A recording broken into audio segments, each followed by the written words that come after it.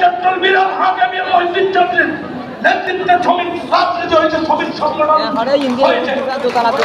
আমরা এই চট্টগ্রামের বর্তমান ব্যারিস্টার মহিবুল হাসান চৌধুরী নওফলের নেতৃত্বে সর্ববৃহৎ সংগঠন জাতীয় শ্রমিক লীগ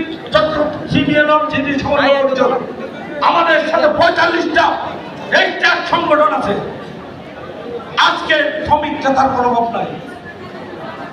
রাষ্ট্রপতি, সাবেক রাষ্ট্রপতি আব্দুল হামিদ সাহেবের কথা বলতে আজকে শ্রমিক রাজনীতি সর্বত্র একটু সুযোগ পাইলে ব্যবসা চালু হয়ে যায়। তাদের পরিচয় কি? আজকে বর্ষিয়ার শ্রমিক নেতা অবন্দান এখানে আছেন, ওনারা এই চট্টগ্রামের শ্রমিক রাজনীতির সাথে কারা জড়িত? আজকে কোন দাবি আদায়ের জন্য গুলিবর্ষণ হয় না। গত 16 বছরে কোন শ্রমিক পুলিশের গুলিতে নিহত হয় না।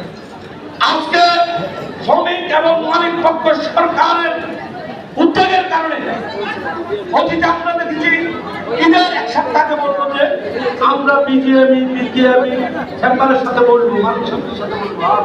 এখন রমজানের আগে শ্রমমন্ত্রী ঘোষণা করে অমুক তারিখের মধ্যে গার্মেন্ট বলেন প্রত্যেকটি বেসরকারি প্রতিষ্ঠান প্রতিষ্ঠানে বেতন দেওয়া হবে।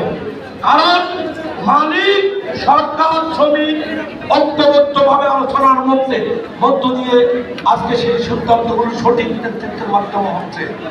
আর সেই সঠিক নেতৃত্বকে বিশৃঙ্খলায় পরিণত করবেন না।